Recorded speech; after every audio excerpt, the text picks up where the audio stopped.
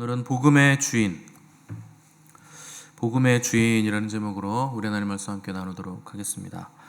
바울은 자기 자랑을 일삼는 자들을 거짓 교사들이라 이렇게 규정을 했고, 또 자기 입으로 스스로 자기의 권위를 세우는 자들은 어리석은 자들이다 이렇게 평가를 했습니다. 이 어리석다고 평가한 거짓 교사들은 자기에 대해서 뭐라고 소개했느냐, 나는 지극히 큰 사도다 이렇게 과장하고 부풀려서 자기 소개를 했다는 겁니다. 그래서 5절에서 바울은 나는 지극히 크다는 사도들보다 부족한 것이 조금도 없다 이렇게 말을 했는데, 그러니까 자기 스스로 자기를 지극히 크다고 평가하는 그 사람들보다 비교해서 난 부족할 것이 없는 사람이다. 그러니까 바울이 그런 사람들하고 자기를 비교하는 그 정도의 사람이 아니지만, 바울은 스스로 그런 사람들과 나는 비교할 수조차 없는 간극이 있다 하는 것이고, 그 거짓 교사들에게 쉽게 속아 넘어가는 성도들에 대한 안타까움을 지금 이런 식으로 표현을 하고 있는 겁니다. 자, 어떤 분들은 5절에 지극히 크다는 사도들이 예수님의 사도들을 의미한다 이렇게 주장하시는 분들이 있는데, 그렇지 않습니다. 바울이 이 지극히 크다는 사도들이라는 냉소적이고 비꼬는 표현을 쓰는 이유는 그들이 거짓의 사람들이기 때문에, 진리의 사람들이 아니기 때문에 그들에 대해서 이렇게 평가하는 것이고, 그런 사람들에 비해서 바울은 주님의 진리를 가진 진짜 사도, 주님이 세우신 사도다 하는 것을 계속 주장을 하고 있는 거죠. 오늘날에도 자기를 스스로 나는 지극히 큰 사도다 이렇게 표현하는 사람들 많습니다. 방송에도 있고 또 유명하다는 분들 많이 있죠.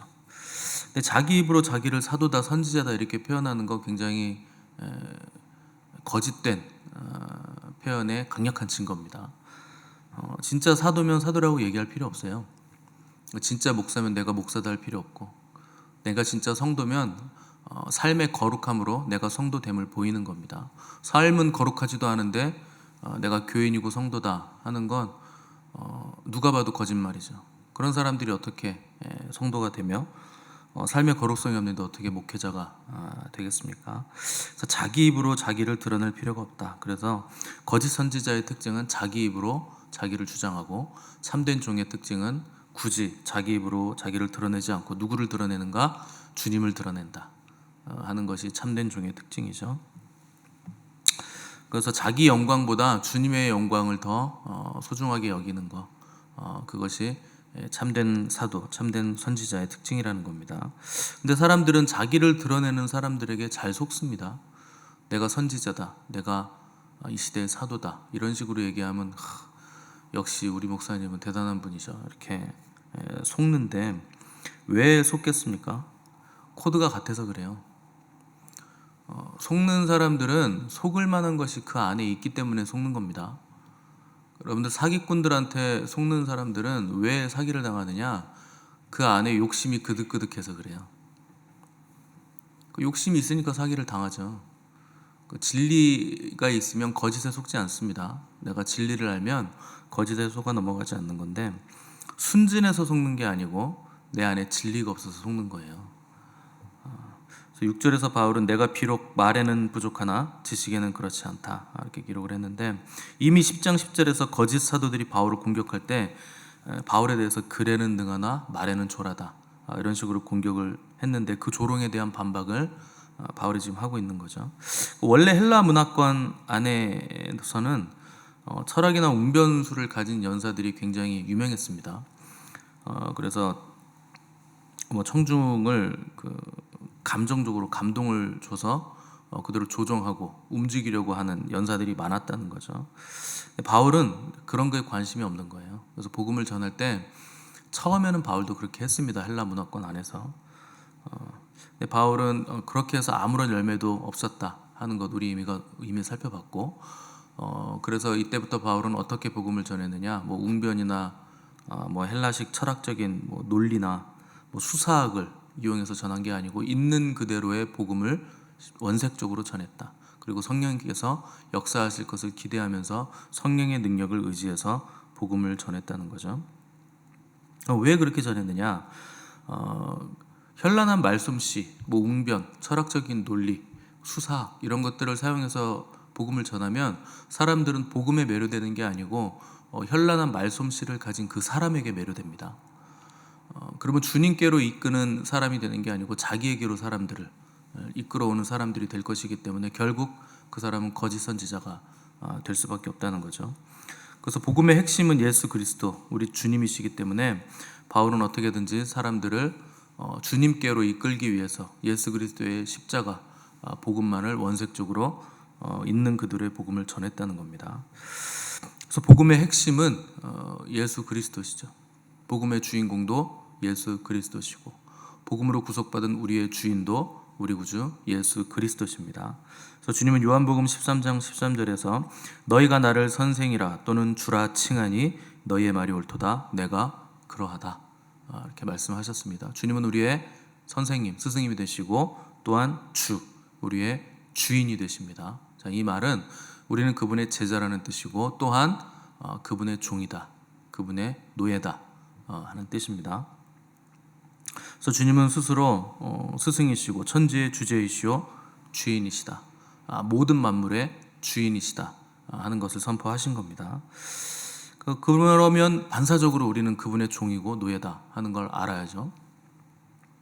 당시에 종이라는 개념은 가장 낮은 개념이에요. 그래서 신분으로는 가장 낮은 노예 계급을 의미하는 단어가 종이고 헬라어로는 그걸 둘로스라고 합니다.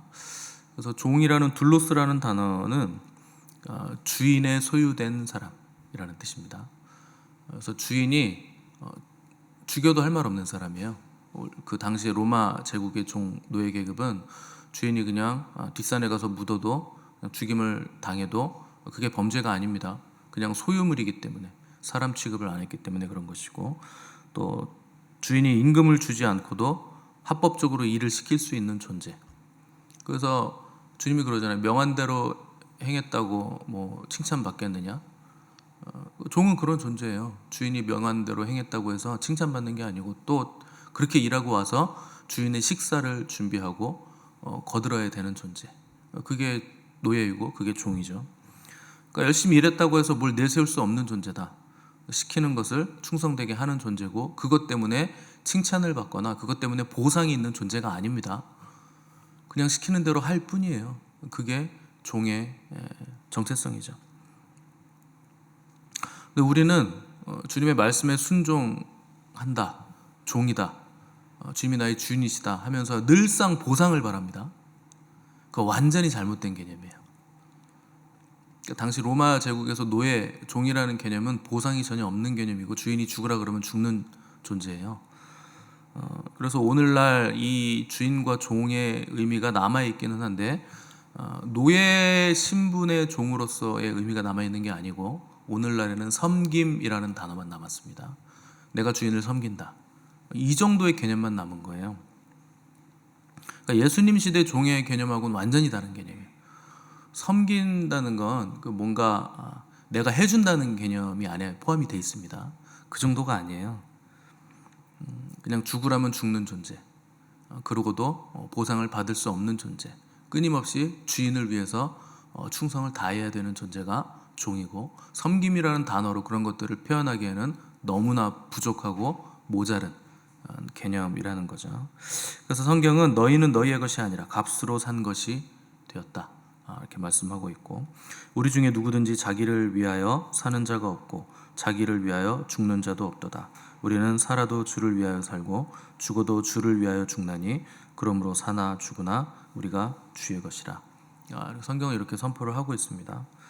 이 말 그대로를 여러분들에게 적용한다면 나의 주권이 아예 없고 나는 그냥 노예이다, 값으로 산 자가 되었다 하는 것이죠.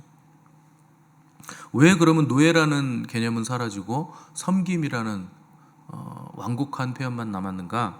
노예라는 단어가 주는 이미지가 너무나 부정적이에요. 여러분들도 노예를 부정적으로 생각하시죠. 뭐 죄의 노예, 뭐 욕망의 노예, 돈의 노예, 뭐 이렇게 다 우리가 노예를 부정적인 단어에다 갖다 붙이니까 부정적으로 생각이 되는 거죠. 또 노예라는 그 제도 때문에 전쟁이 일어났을 만큼, 미국에서 남북전쟁이 일어났을 만큼 노예라는 단어는 극히 혐오스러운 것이고, 특별히 그 대상이었던 흑인들에게 당신들은 그리스도의 노예입니다, 이런 식으로 설교를 하면 아마 굉장히 상처받을 겁니다. 그만큼 노예라는 단어가 더없이 혐오스러운 단어였다는 거죠. 근데 여러분, 복음의 메시지는 인간의 감정이나 지혜나 느낌에 반하는 메시지라는 걸 아셔야 돼요. 복음은 그렇게 나긋나긋하고 따뜻하고 사랑스럽기만 한 메시지가 아닙니다. 복음은 레디컬한 거예요. 급진적인 겁니다.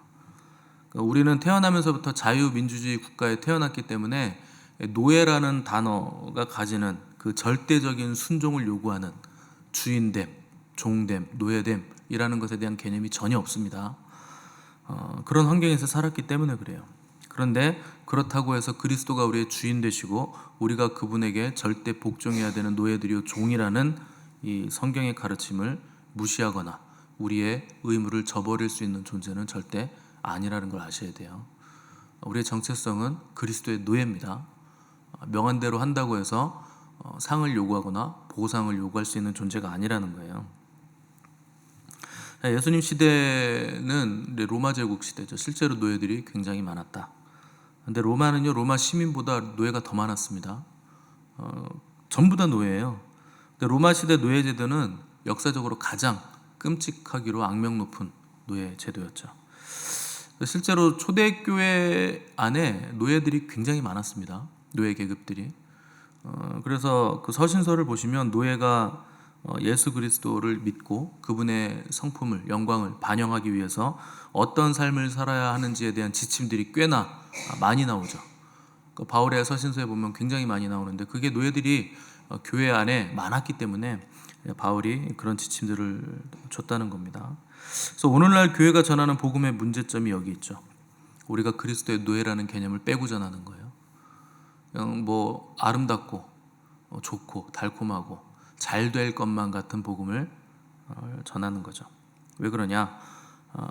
우리 시대 사람들은 자유를 박탈당하는 것을 절대 용납하지 않습니다. 그래서 자유롭기 위해서 여러분들이 계속 움직이는 거잖아요. 더 자유를 얻고 싶다, 자유롭고 싶다. 돈을 버는 이유가 뭡니까? 자유롭게 내가 하고 싶은 거 하기 위해서, 먹고 사는 것을 지장 없이 내가 하고 싶은 대로 다 살기 위해서. 근데 여러분들이 그런 자유를 가지시면 분명히 여러분들은 타락합니다. 돈이 많으면 천국 가기가 어려워집니다. 자유가 생기면 천국 가기가 어려워져요. 하나님 의지하지 않습니다.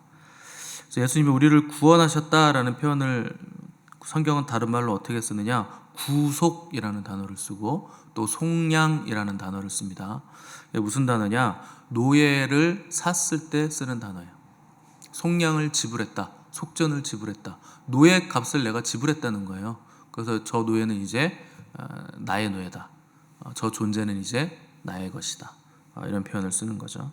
똑같은 표현을 주님께서 우리에게 쓰시는 겁니다. 너희는 내가 값으로 샀다. 내가 너희를 속량했다, 샀다라는 거죠. 주님의 피값으로 우리를 사셔서 이제 우리는 죄의 노예가 아니라 예수 그리스도의 노예가 됐다. 신분이 바뀌었다는 겁니다. 그런데 노예에서 주인 되는 신분으로 바뀐 게 아니고 주인이 바뀌었다는 거예요. 여전히 우리는 노예입니다. 죄의 노예였지만 이제는 주님의 노예가 됐다. 노예 신분은 그대로지만 우리의 주인이 바뀌었다 하는 표현을 속량이라는 단어로 쓰는 거죠. 그래서 토요일 새벽 예배 설교 때도 말씀드렸지만 여러분, 예수 그리스도가 나의 주인 되시고 그분을 위해서 내가 충성하고 복종하고 순종하는 삶이 없으면 구원받지 못합니다. 그냥 복음 들었다고 해서, 믿는다고 해서 구원받지 못해요. 삶의 거룩성이 없고 내가 예수 그리스도의 말씀대로 살아내지 않으면 그 사람은 구원하고는 전혀 관계없는 사람이에요. 주인이 시키는 대로 하지 않는데 어떻게 그 사람이 주인의 구원을 받겠습니까? 그래서 내가 죄인인 거 알고 내 죄를 예수님이 사해 주시는 구세주라는 것도 믿고 또 그분이 부활하시고 다시 오신다는 거 다 믿어도 구원받을 수 있는 게 아니고 그분이 나의 주님이시고 내가 그분의 종이다. 나는 그분의 말씀에 순종하는 삶을 산다. 이 삶의 행함이 나타나지 않으면 그 죽은 믿음이에요. 그래서 성경은 행함이 없는 믿음은 죽은 믿음이다, 이렇게 표현하고 있는 겁니다. 누가 뭐라고 해도 성경의 가르침이 옳습니다. 성경 외에 다른 거 여러분 믿으시면 안 되고, 다른 사람이 주장하는 거, 신학자들이 뭐 유명한 신학자가 이렇게 얘기하던데요, 유명한 목사가, 큰 교회 목사가 이렇게 얘기하던데요, 다 소용없어요. 성경 말씀이 진리입니다. 우리가 따라야 할 가르침은 성경의 가르침이에요. 영생은 관계적인 겁니다. 그래서 주인 되신 우리 주님과 종된 나와의 관계성, 값으로 사신 바 됐기 때문에 주인 되신 주님께 충성하는 삶을 살아가는 것, 그것이 이 땅에서부터 우리가 누리는 영생의 내용들이죠. 예수님 마태복음 10장 24절에서 제자가 그 선생보다, 종이 그 상전보다 높지 못하다, 그 선생됨과 주인 되심, 우리의 종됨에 대해서 말씀을 하셨고, 달란트 비유에서도 잘하였도다 충성된 종아, 네가 적은 일에 충성하였음에 많은 것을 내게 맡기리니 내 주인의 즐거움에 참여할지어다, 이렇게 종됨과 주인됨을 계속 말씀하십니다. 종의 즐거움은 어디에 있느냐? 주인의 즐거움에 참여하는 거예요. 네가 적은 일에 충성하였으니 네 주인의 즐거움에 참여할지어다. 근데 우리는 끊임없이 나의 즐거움을 추구하죠. 내가 즐거워야 되고, 내가 기뻐야 되고, 내가 행복해야 되고, 내가 복을 받아야 되고, 그러기 위해서 순종을 하는데, 그게 없으면 여러분 순종 안 할 겁니까? 나의 즐거움, 내가 원하는 기쁨, 그거 안 주시면 순종 안 하실 거예요? 그런 개념이 아니라는 거예요. 종됨은, 종의 기쁨은 주인의 즐거움이에요. 그래서 주인의 즐거움에 참여할지어다. 그 즐거움이 영원한 즐거움이고 영원한 기쁨이고, 그게 우리에게 필요한 즐거움이고 기쁨이 된다는 겁니다. 그래서 주님은 누구든지 나를 따르려거든 자기를 부인하고 자기 십자가를 지고 나를 쫓을 것이니라. 그래서 주님의 종된 자들에게 필요한 첫 번째 동목이 뭐냐? 완전한 자기 부인이에요. 내가 사라져야 된다는 거예요. 자기를 부인하지도 못하면서 주님을 사랑한다고 하고, 주님이 나의 주인이라고 하고, 주님만 쫓아간다고 하고, 겁없이 환난이 오면 순교한다고 하고, 뭐 이런 얘기들을 하시는데 택도 없는 소리입니다. 택도 없는 소리예요. 자기도 못 죽이는데 무슨 순교를 하며, 자기 부인도 못 하는데 무슨 십자가를 지고 따라갑니까? 주님이 아니고 내가 주인 된 삶을 살면서는 절대 순교의 자리, 십자가를 지는 자리 못 가는 겁니다. 그렇다고 해서 예수님은 그럼 우리를 잔인한 주인 되셔서 우리를 잔인하게 학대하면서 다루시는 무정한 주인이신가? 그렇지 않습니다. 요한복음 15장 보시면 너희가 내가 명하는 대로 행하면 곧 나의 친구라, 이렇게 말씀하셨어요. 주님이 우리를 친구 삼아 주신다는 거예요. 요새 젊은 친구들이 찬양하면서 길길이 뛰면서 춤추면서 나는 주의 친구, 이런 찬양을 많이 하시는데, 주님이 친구라고 부르는 사람이 누구냐? 너희가 내가 명하는 대로 행하면, 절대적인 순종, 절대적인 충성을 하는 나의 종이 되면 내가 너희를 친구로 여긴다는 거예요. 그러니까 여러분, 주님이 친구라고 부르신다고 해서 주님의 절대적인 권위가, 그분의 주인 되심이 사라지는 거 아닙니다. 그분이 친구라고 부르는 사람의 조건이 있어요. 절대적인 순종이 먼저 선행돼야 됩니다. 그게 없으면 주님의 친구가 되는 증거가 없는 거예요. 그래서 예수님 말씀에 순종하지 않는 사람은 그분의 친구가 될 수 없고, 또 순종한다고 해서 무조건 친구가 되는 것도 아닙니다. 순종하면, 내 말에 충성하면 무조건 친구 삼는다가 아니에요. 친구가 될 수 있는 조건이 순종이다라는 걸 말씀하시는 것 뿐이죠. 그래서 그 주인과 노예의 관계에서도 그 동료처럼, 친구처럼 되는 경우가 꽤나 많습니다. 예를 들어서 아브라함이 그 자기 종 다메섹 엘리에셀이라는 사람을 자기 후사로 삼으려고 그랬어요. 이삭이 태어나지 않으니까, 자식이 안 생기니까 제가 저 사람, 내 종인데 다메섹 엘리에셀, 저 사람을 내가 후사로 그냥 내 자녀로 삼겠습니다, 이렇게 얘기할 정도로 자기 자녀로 삼고 싶을 만큼 종이 충성됐다는 얘기죠. 그래서 나중에 이삭이 태어나서 결혼할 때가 됐을 때 그 종을 보내서 너 가서 신부감을 구해와라, 그 여러 가지 부탁을 합니다. 그 집의 모든 살림을 다 도맡아요. 엘리에셀이.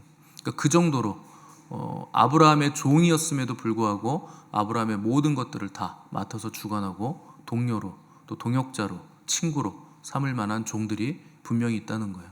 그럼 주인이 그런 종을 친구로 동료로 삼을 때 어떤 사람을 삼겠습니까? 충성하는 사람이죠. 주인에게 충성하는 사람. 그 모든 것들을 다 나눌 수 있고 함께 상의할 수 있을 정도로 자기 일처럼 충성되게 주인의 일을 하는 사람이죠. 그런 사람을 주인은 친구로 삼는다, 동역자로 삼는다 하는 거죠. 그래서 실제로 그런 종들은 집에서 이제 장로라고 불렸고 그 집안에서, 그리고 모든 집안 사람들 종들의 존경을 받는 사람이었습니다. 그렇다고 해도 종이 아무리 존경을 받고 장로라고 불리고 모든 일을 다 도맡아 한다고 해서 종이 주인 되는 건 아니에요. 종은 종이고 주인은 주인입니다. 그래서 우리가 주님의 제자여도 종이여도 노예여도 친구여도 우리에게 항상 유일하게 선행돼야 될 덕목, 필요한 덕목이 뭐냐? 순종하는 거예요. 충성되이 주님의 말씀에 순종하는 겁니다. 그래서 우리 주님도 이 땅에 계실 때 하나님의 무한한 사랑을 받으셨음에도 하나님의 종으로서 순종으로서 본을 보이셨다 하는 걸 성경이 계속 반복해서 말씀해 주시죠. 그래서 모든 사람은 자기가 주인 되는 삶을 살기 위해서 분투합니다. 내 삶의 주인이 나다. 내가 주도적으로 살아야지. 내가 계획해서 살아야지. 그게 세상 사람들이 삶을 살아가는 방법이고 그렇게 열심히 사느라고 바쁜 거예요. 그게 좋은 거라고 하는 거예요.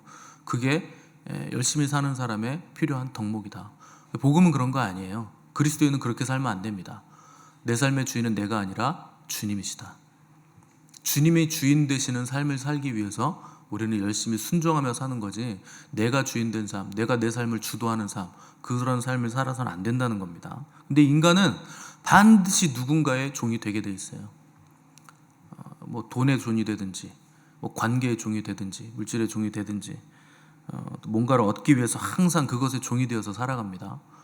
우리가 종이 되어야 될 유일한 분, 우리 주님이세요. 우리는 주님의 종이 되어야 됩니다. 그래서 복음은 자유만을 원하는 모든 세상 사람들에게 핵폭탄을 던지는 거예요. 당신은 주님의 종이 되어야 됩니다. 노예가 되어야 됩니다. 이 메시지를 던지는 거죠. 오직 그리스도의 종이 될 때에만 우리에게 참된 자유가 임할 것이기 때문에 여러분 아무리 발버둥 쳐 보십시오. 다른 것으로는 절대 자유를 얻을 수 없습니다. 점점 더 내가 추구하는 그것에 속박당하는 거예요. 죄의 굴레에 묶여서 짓눌릴 수밖에 없는 자들에게 우리는 복음의 핵폭탄을 던지는 거죠. 참된 자유는 예수 그리스도에게 묶이는 겁니다. 그분의 노예가 되고 종이 되는 겁니다. 이것을 선포하는 게 복음이라는 겁니다. 그래서 바울은 내가 비록 말에는 부족하나 지식에는 그렇지 않다 이렇게 기록을 했죠. 우리가 복음을 전할 때 바울과 같아야 돼요. 현란한 언어구사 능력이나 철학과 논리로 세상적인 지혜를 전하는 것이 아니고 은밀한 가운데 있는 하나님의 깊은 지혜를 성령의 능력으로 전하는 사람들이 저와 여러분이 되어야 된다는 겁니다. 그래서 복음을 전할 때는 성령의 능력을 의지하시고 성령의 도우심을 구하심으로 복음을 전해야 되는 거예요. 그래서 우리 주님만이 하늘에 있는 자들과 땅에 있는 자들과 땅 아래에 있는 자들로부터 모든 무릎을 꿇어서 경배를 받으실 유일한 주인 되시는 분이십니다. 그래서 모든 입술이 우리 주님을 주라 시인하실 유일하신 분이 되세요. 그래서 그런 분을 전하는 것이 저와 여러분들의 영광이 되는 겁니다.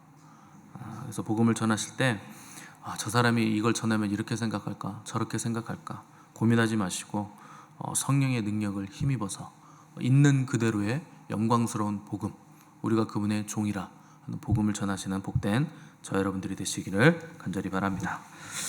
함께 기도하겠습니다.